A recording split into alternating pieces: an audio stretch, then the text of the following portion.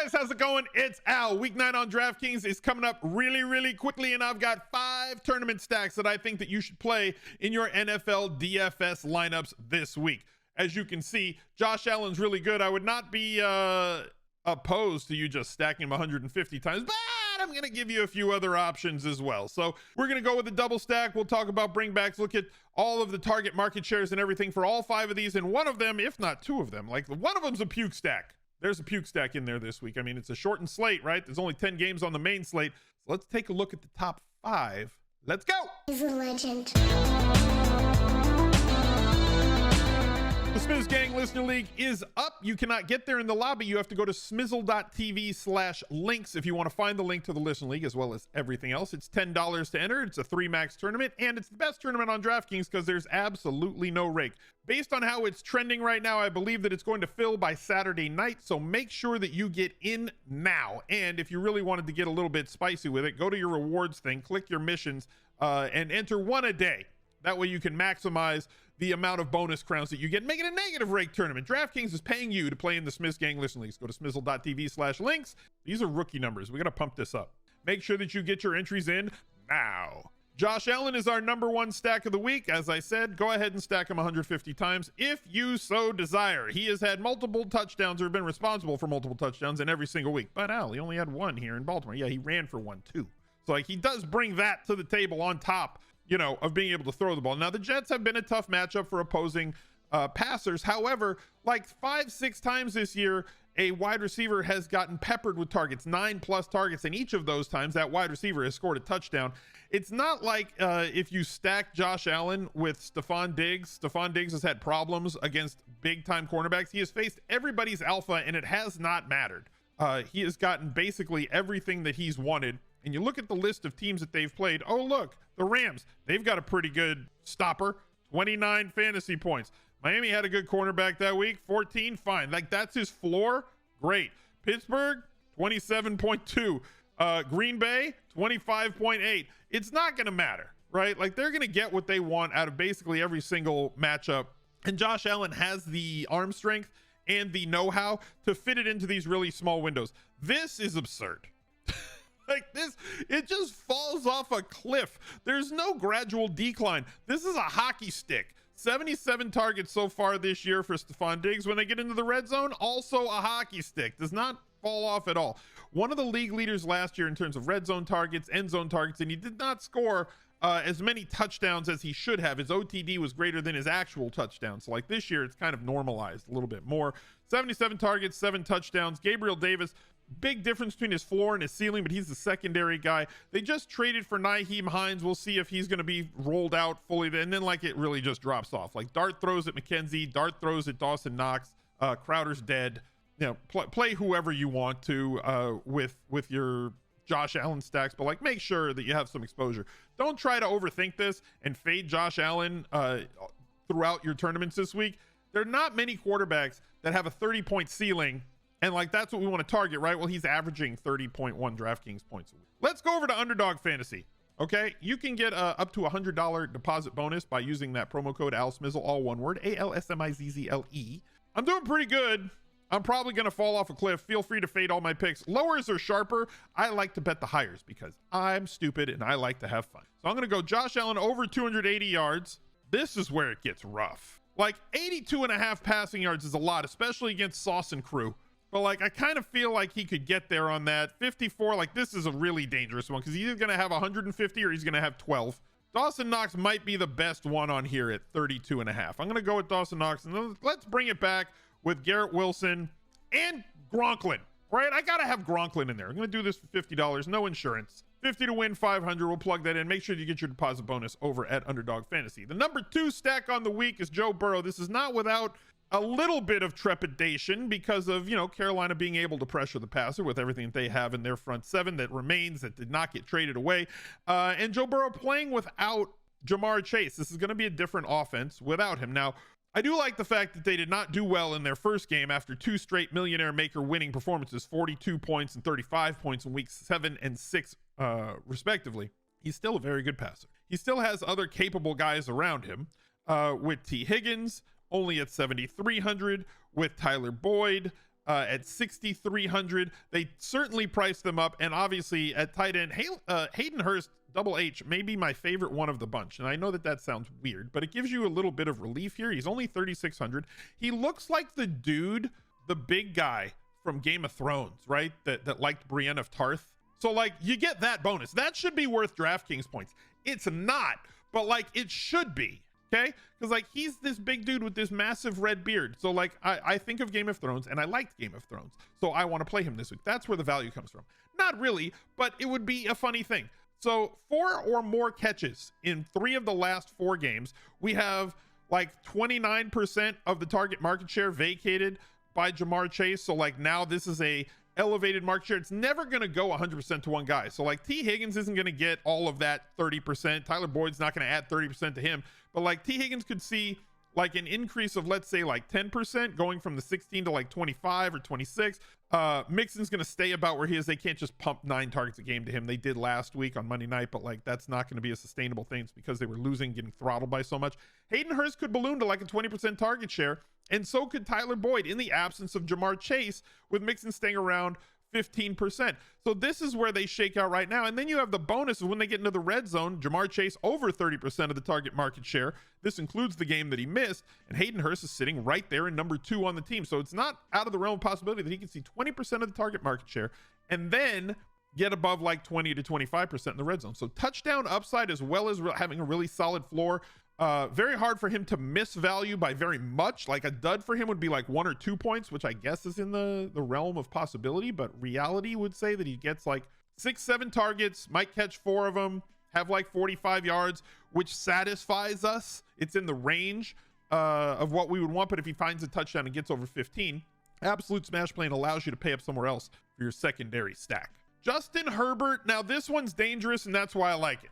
Herbert is going to be playing without Mike Williams, and very possibly, I believe, without Keenan Allen. So that kind of sucks, right? Like that's not great.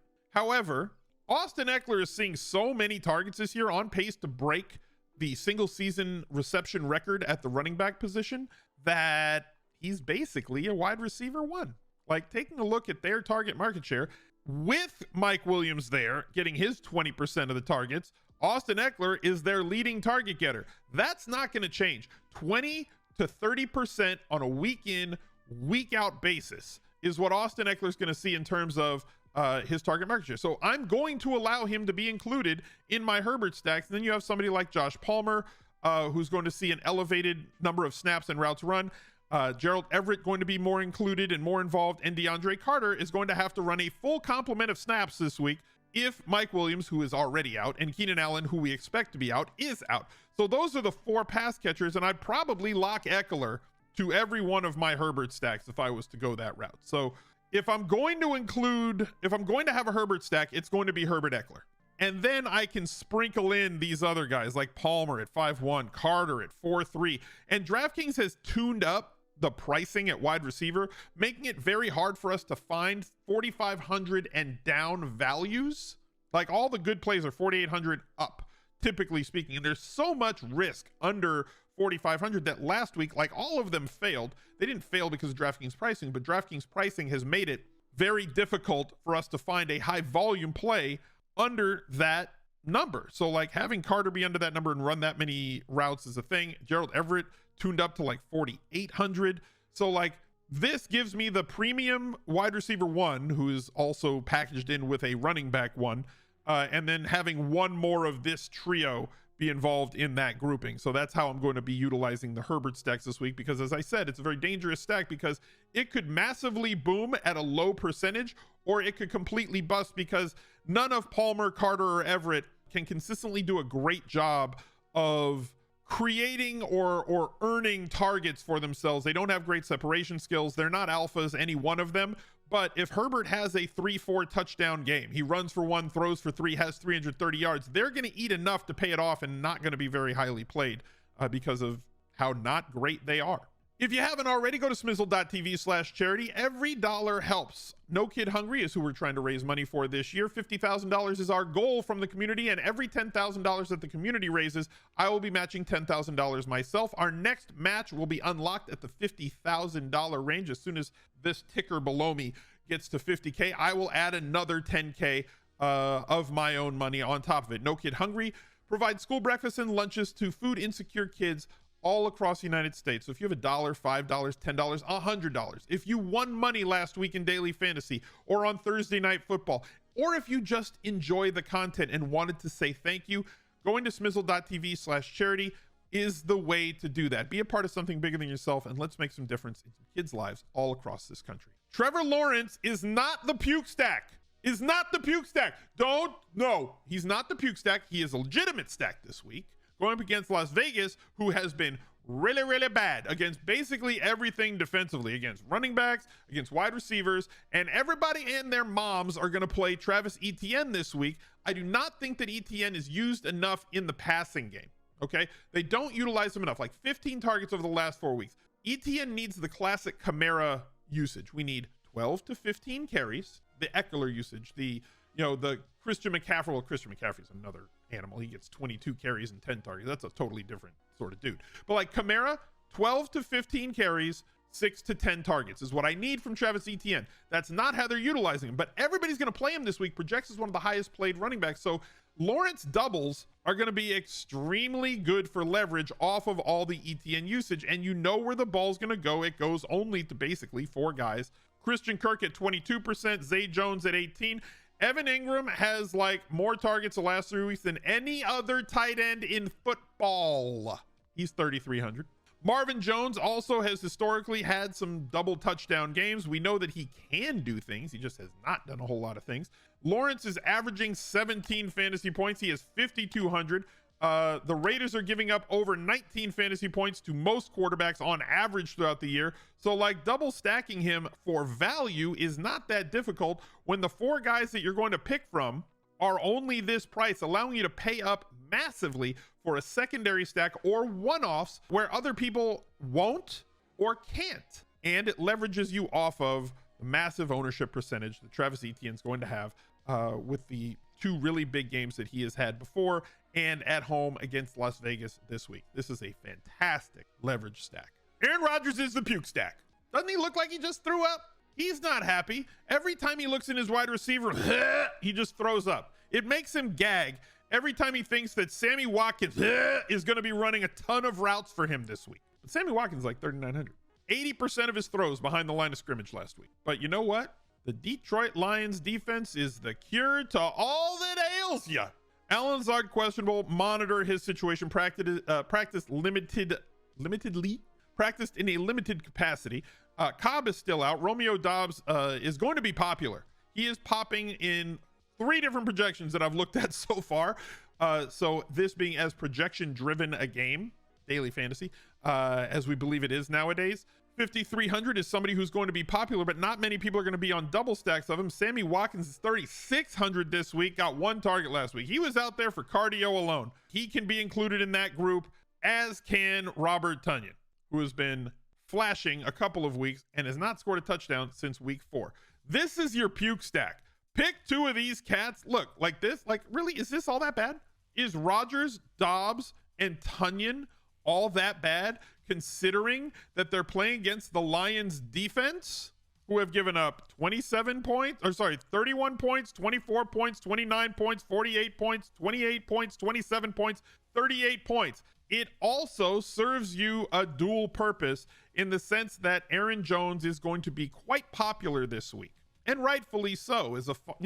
As a running back that checks off 4 of the 5 boxes, the only one not checked is being at home. They are favored. He should get 20 opportunities in this one. Is involved in the passing game. He's only 7,400. So this is just like the ETN leverage with Lawrence stacks. Going with Aaron Rodgers stacks leverages you off of all of the players and against all of the players that are playing Aaron Jones. If he has 3 touchdowns, you capture 2 to 3 of them. They get enough volume, big plays because the Lions just give that up.